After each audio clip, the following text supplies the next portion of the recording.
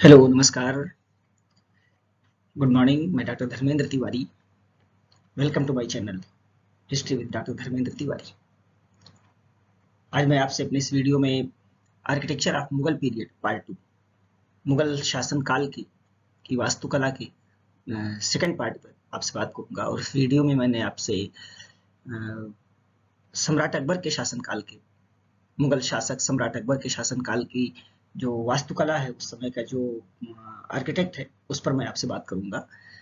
सम्राट अकबर के समय में आगरा का किला और आगरे में जो वास्तुकला थी, जो वहाँ के स्मारक थे, जो भवन थे, उन पर आपसे बात करूंगा। और उसके बाद अकबर की जो स्पेशल अपनी एक पहचान है, फतेहपुर सीकरी जो अकबर ने अपनी राजधानी बनाई थी, उस राजधानी के बारे में आपसे बात करूंगा। और वहाँ के भवनों के बारे में, वहाँ की बिल्डिंग्स, वहाँ के स्मारक के बारे में आपसे बात करूंगा। ये वीडियो थोड़ा सा लंबा हो सकता है, लेकिन निश्चित है कि ये वीडियो काफ़ी ऑथेंटिक और वैल्यूएबल इंफॉर्मेशन के साथ आपके सामने आएगा। और मैं उम्मीद करूंगा कि आप इस वीडियो को पूरा देखेंगे। और निश्चित है कि अगर आप इतिहास में रुचि रखते हैं तो आपके लिए भी, और अगर आप किसी कंपटीशन की तैयारी के लिए या एकेडमिक हिस्ट्री, मिडिवल हिस्ट्री की तैयारी के लिए अगर आप किसी कंपटीशन में बैठना चाहते हैं, तो ये वास्तुकला का जो पार्ट है मुगल पीरियड के अकबर काल का, ये आपके लिए काफ़ी वैल्यूएबल होगा और काफ़ी आपके काम का होगा। तो चलिए आइए चलते हैं आर्किटेक्चर ऑफ मुगल पीरियड के सेकंड पार्ट में।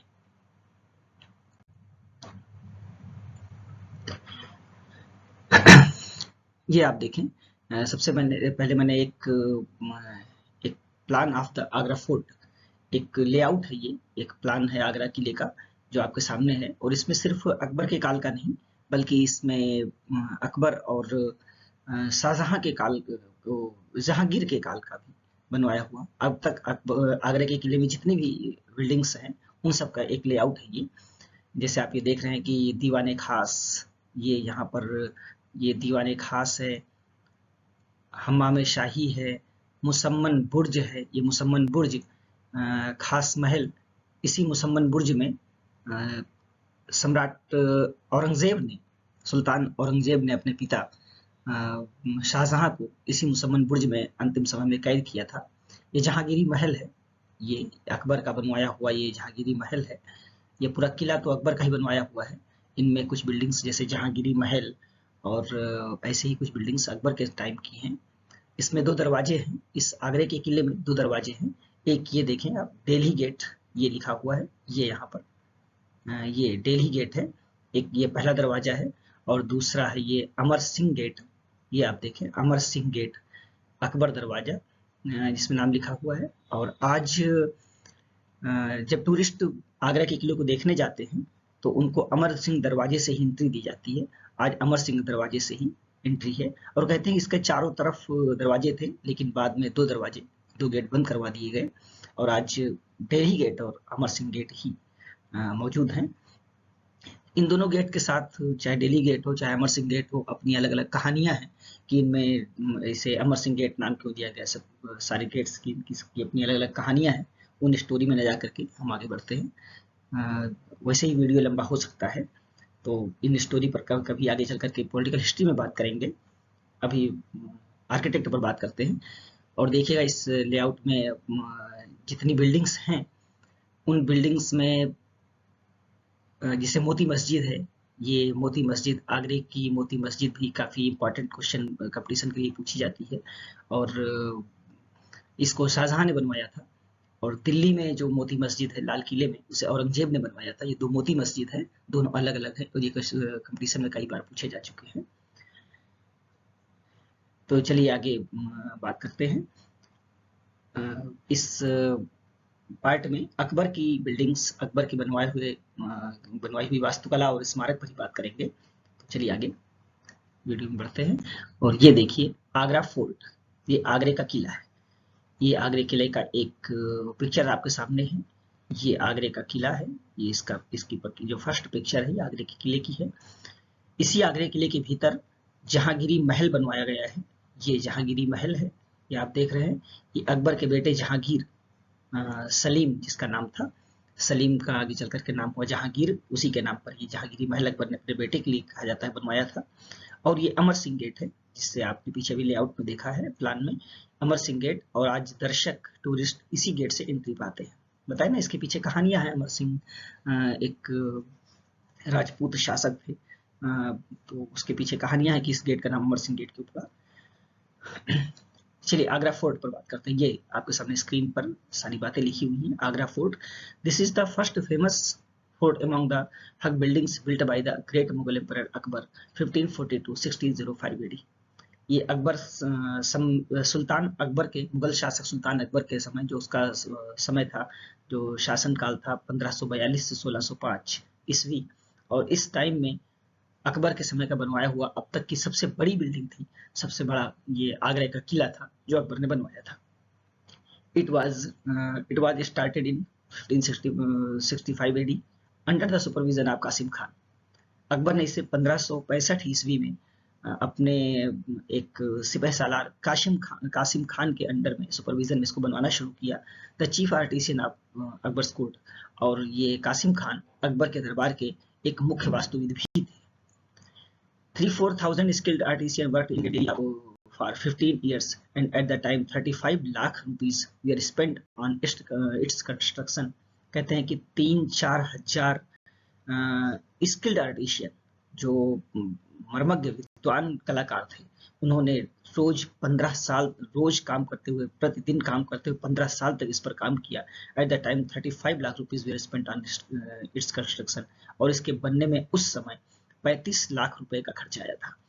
It is built in a circle of about 17 miles, ये 17 मील के लगभग घेरे में बना हुआ है।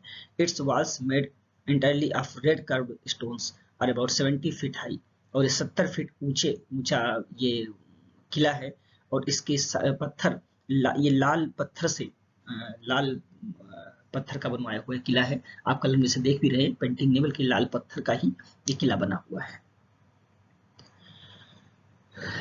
और जैसा आपसे बताया कि इसी किले के भीतर ये जहांगीरी महल है, और कहा जाता है कि अकबर ने इसे अपने बेटे जहांगीर के लिए बनवाया था। और ये जो गेट आप देख रहे हैं, ये गेट है जहां से टूरिस्ट आज एंट्री करते हैं आगरे के किले को देखने के लिए। इसी को अमर सिंह गेट से नाम से जाना गया है, अमर सिंह गेट। इसी को, ये गेट का एक पिक्चर है यहाँ पर। आगे बढ़ते हैं। देखिए, अब अकबर के किले में अकबर की बनवाई हुई वही जहांगीरी महल और अकबर का किला, ये मेन है जो अकबर ने अपने समय में बनवाया था। और इसके बाद अकबर का जो मेन एक पार्ट है, उसके जो कहते हैं कि अकबर की जो अपनी एक स्पेशल देन थी, वो थी फतेहपुर सीकरी में राजधानी बनाना, और फतेहपुर सीकरी को बहुत अच्छे से एक रूप देना। मैं फतेहपुर सीकरी के बारे में, उसके डिटेल्स के बारे में ज़्यादा नहीं जाऊंगा, क्योंकि आज वास्तुकला पर ही बात करना है इस वीडियो में। शार्ट में आप समझे कि फतेहपुर सीकरी एक पहाड़ी थी, और ये कहा जाता है कि सूफी संत, चिश्ती संप्रदाय के सूफी संत शेख सलीम चिश्ती का घर था, और अकबर उनका बहुत बड़ा भक्त था। और बताते हैं कि शेख सलीम चिश्ती के आशीर्वाद से ही अकबर के बेटे का जन्म हुआ, जिसे उन्होंने सलीम नाम दिया था, जो आगे चल करके जहांगीर हुआ था। इसलिए अकबर को शेख सलीम चिश्ती की प्रेरणा से, उनके भक्त होने के कारण, उसने उसी पहाड़ी पर, अकबर ने फतेहपुर सीकरी की पहाड़ी पर पूरी एक राजधानी का एक बहुत अच्छी इमारत बनवाई, बिल्डिंग्स बनवाई, और उसे आगे चल करके फतेहपुर, पहले तो सीकरी की पहाड़ी थी वो, और फिर अपनी विजय के बाद, गुजरात विजय के बाद कहते हैं इसको फतेहपुर नाम दे दिया, और आज फतेहपुर सीकरी के नाम से है। एक लेआउट ऑफ फतेहपुर सीकरी का आप देख रहे हैं यहाँ पर। ये देखें 1 to 12, 1 से 12 तक नंबर हैं, तो जो बिल्डिंग्स बनी हुई हैं उनके नंबर यहाँ लिखे हुए हैं। जैसे फर्स्ट है ये नंबर 1 पर देखें, शेख सलीम चिश्ती दरगाह, ये नंबर 1 पर है। इस बिल्डिंग में, इस फतेहपुर सीकरी की पहाड़ी पर, इस जगह पर शेख सलीम चिश्ती की दरगाह बनी हुई है। और पंचमहल है, सेकंड नंबर पर पंचमहल है। और इस तरह से आप जो भी देखें यहाँ नंबर के अकॉर्डिंग, आप इस सारी बिल्डिंग्स के जहाँ जो भी बने हुए आप देख सकते हैं। और इसका मेन गेट कह रहे हैं, ये देखें आप, टू आगरा, ये नौबत खाना है, और ये मेन जो रास्ता है आगरे को जाता है, यानी आगरे की तरफ से चलकर आप आएंगे तो जैसे एंट्री करेंगे तो आप देख रहे हैं यहाँ पर इस लेआउट में 3 तरह का एक पूरा कंपाउंड है, 3 कंपाउंड है। एक ये है, सेकंड नंबर का ये है, और थर्ड नंबर का ये पूरा एरिया आपको दिख रहा है, यानी 3 घेरे में एक फतेहपुर सीकरी की पहाड़ी पर 3 घेरे में बिल्डिंग्स अकबर ने बनवाई थी, जिसमें शेख सलीम चिश्ती की दरगाह, पंचमहल, दीवाने आम, Jodha Bai palace, Diwane Khas, Birbal's house, Mariam's house, camel and horse stable, Khwabgah, sultan's apartment, large rectangle baoli, gate of Victoria, Buland Buland दरवाजा, ये सब आप देखिए, ये बुलंद दरवाजा है जो अकबर ने गुजरात फतेह के बाद, गुजरात विजय के बाद, और कहा जाता है दक्षिण साइड में बीच में विजय करके आया था, तो उसकी स्मृति में ये इसने उसी फतेहपुर सीकरी के का जो एक शेख सलीम चिश्ती की दरगाह का एक कंपाउंड है, उसी में उत्तर की तरफ, उसी में एक दिशा में, ये किस दिशा में है, कैसे क्या है, इसका पूरा डिटेल में भी आपको आगे वीडियो में आपसे बात करूंगा। इस लेआउट के जरिए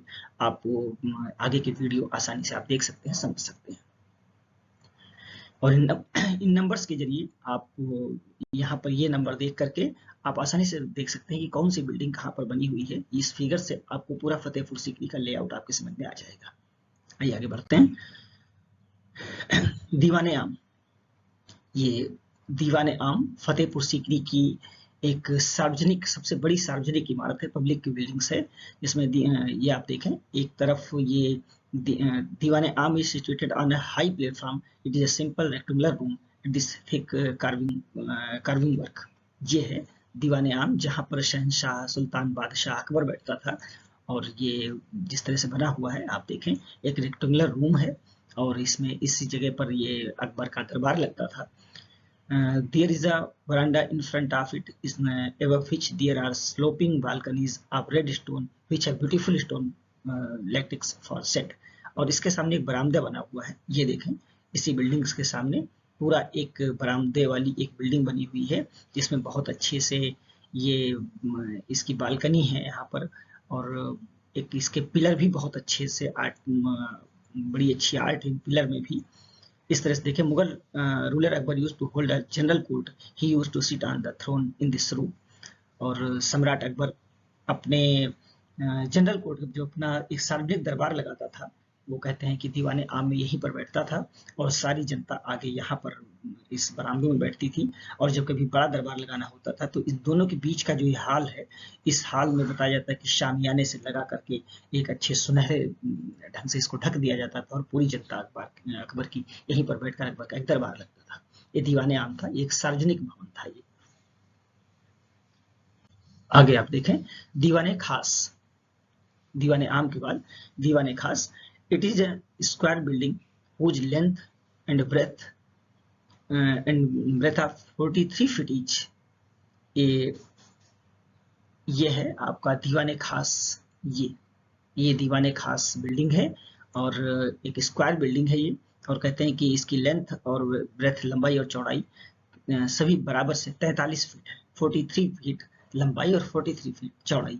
inside it is carved room of 28 square feet and 88 square inch, और कहते हैं अंदर जो कमरे हैं वो 28 फीट 8 इंच स्क्वायर में बने हुए हैं। There is a very beautiful curved pillar in the middle of the room, और इस रूम के भीतर एक बहुत ही सुंदर आर्ट का बना हुआ एक पिलर है, एक स्तंभ है, ये देखें, ये एक पिलर है ये इसके भीतर, और ये इस पिलर की एक फोटो अलग से मैंने दे रखी है, ये आप देखें, ये इसी रूम के बीचों बीच में दीवाने खास के भीतर एक पिलर है।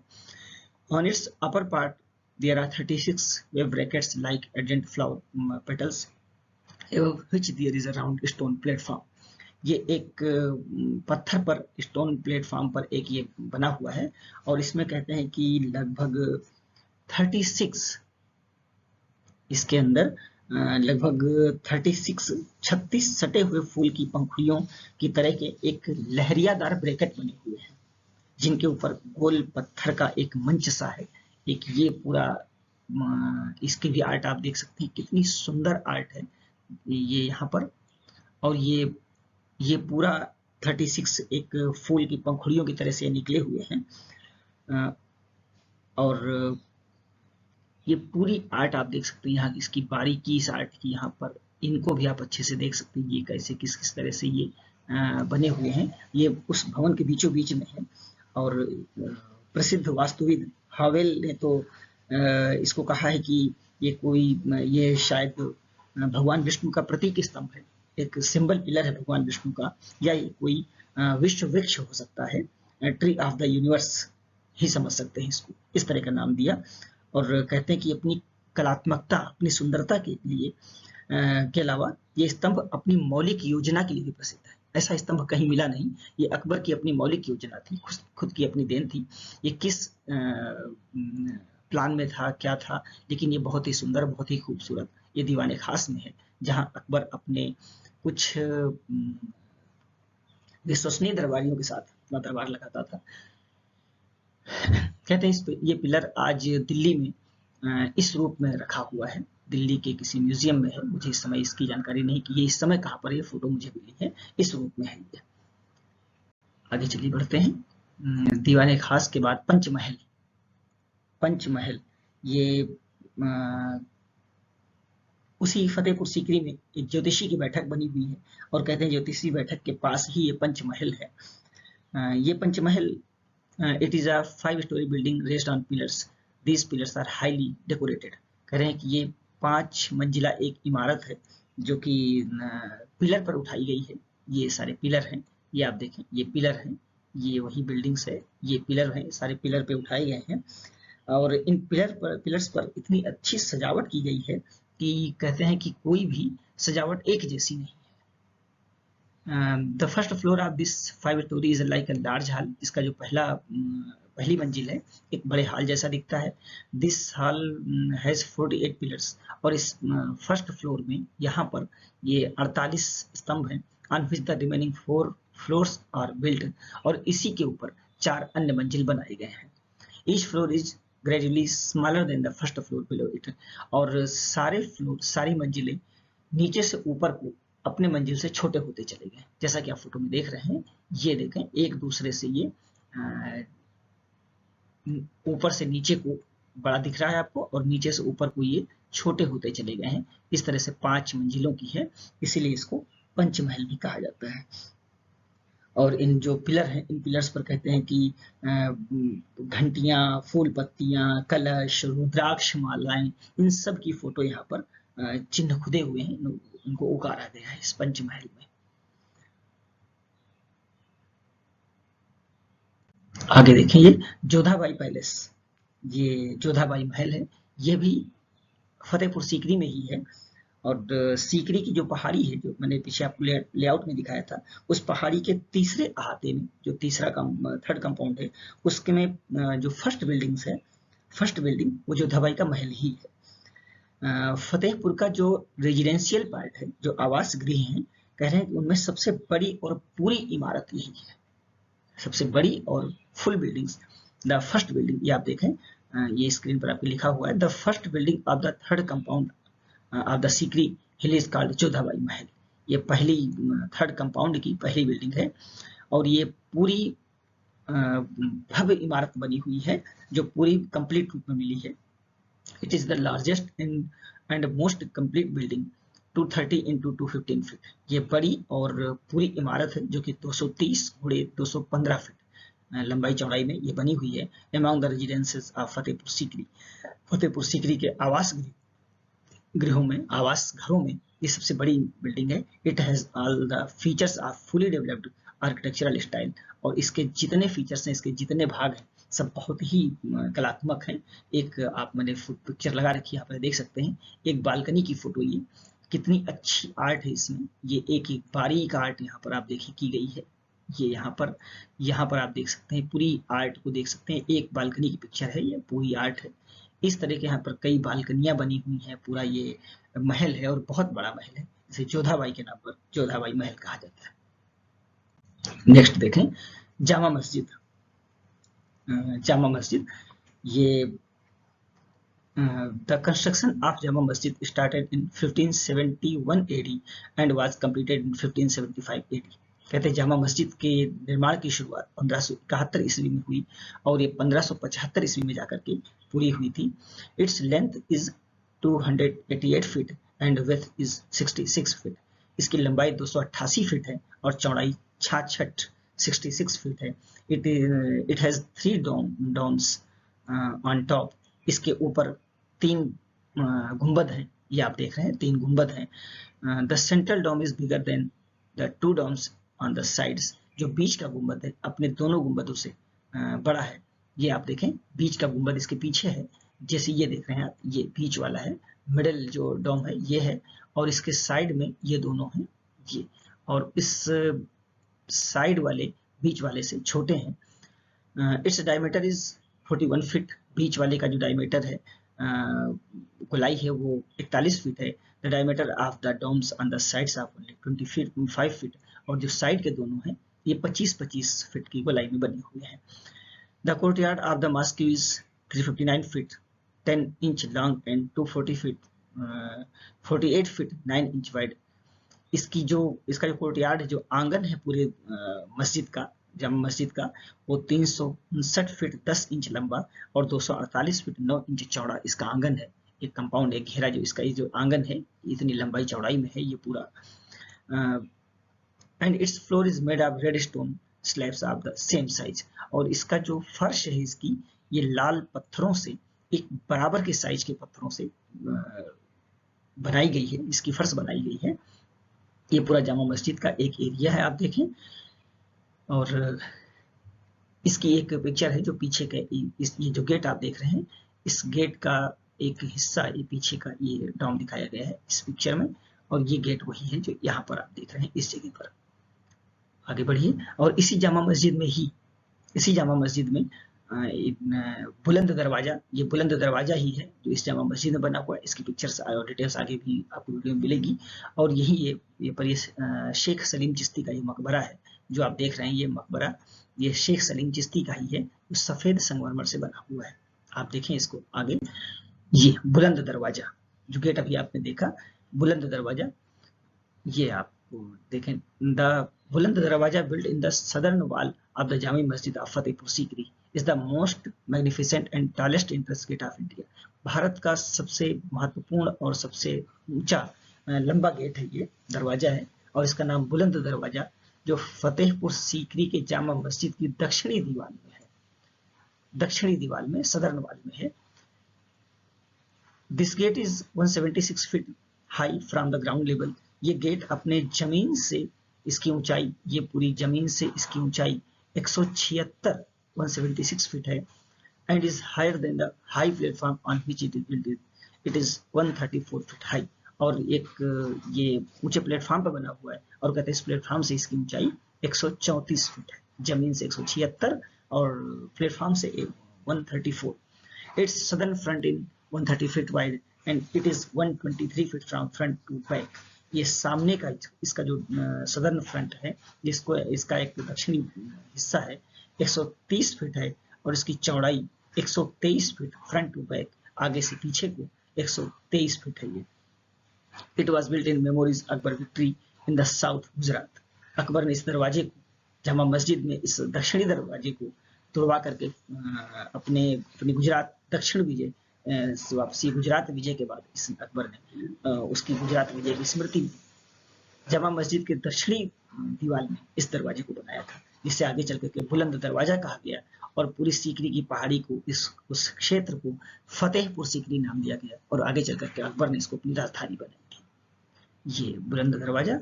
और अब आप देखें, ये टॉम्ब ऑफ शेख सलीम चिश्ती, ये उसी में जो पीछे आपको दिखाया गया था, ये शेख सलीम चिश्ती की दरगाह है। The tomb of Sheikh Salim Chishti is as well of the architecture of Fatehpur Sikri. Fatehpur Sikri के निर्माण में उसकी जो वास्तु कला है, उसमें कहा जाता है कि शेख सलीम चिश्ती की दरगाह एक अमूल्य रत्न है। It is situated on the northern corner of the courtyard of the Jami मस्जिद। ये जामी मस्जिद के उत्तरी कोने पर बनी हुई है, ये उत्तरी कोने पर जामी मस्जिद के भीतर ही बनी हुई है।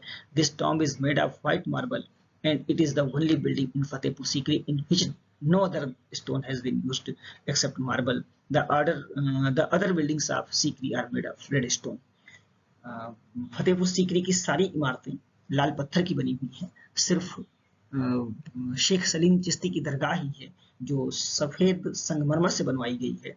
बाकी इसमें किसी और पत्थर का प्रयोग नहीं किया गया है, और कहा जा रहा है कि ये इकलौती इमारत है, बिल्डिंग्स है फतेहपुर सीकरी में जो सफेद संगमरमर के हैं। कुछ इतिहासकारों का मानना है कि इसे अकबर ने जो बनवाया होगा, उसके बाद शाहजहां ने उसे सफेद संगमरमर के पत्थरों का शौक था, उसकी बिल्डिंग्स का बनवाने का शौक था, तो कहते हैं शाहजहां ने अपने समय में इस बिल्डिंग्स को बनवाया होगा, इस बिल्डिंग को बनवाया होगा। According to Vincent Smith and Percy Brown, इतिहासकार पर्सी ब्राउन और वी स्मिथ के अनुसार it was earlier made of red stone like the other buildings of Fatehpur Sikri.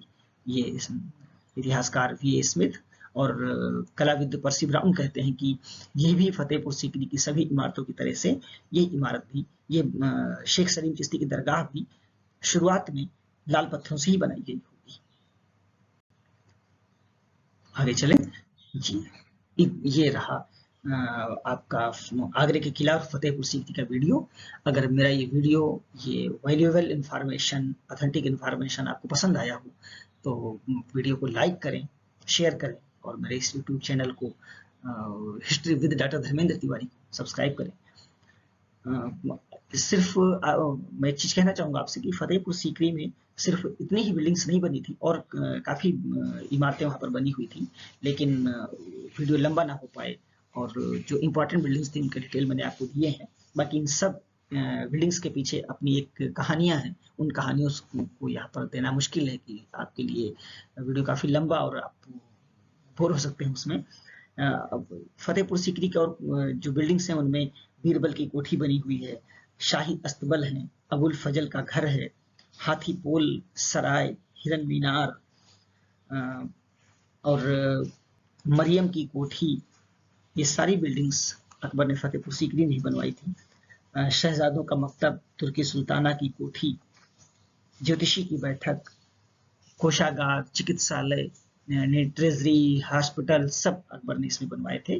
तो उन सब की डिटेल्स मैंने यहाँ पर नहीं दिए हैं। आप देखेंगे कि जो फतेहपुर सीकरी का लेआउट है, जो नंबरिंग का लेआउट मैंने शुरू में आपको दिया था, उस लेआउट के नंबर्स में जो लिखे हुए हैं उसके जरिए आप पूरे लेआउट को और पूरी बिल्डिंग्स को समझ सकते हैं। और अगर ध्यान से इस वीडियो को पूरा आप देखेंगे, समझेंगे, तो मैं पूरी उम्मीद करता हूँ कि आपको आपके काम की काफी कुछ चीजें आपको इस वीडियो में मिलेंगी। ओके, नमस्कार, थैंक यू।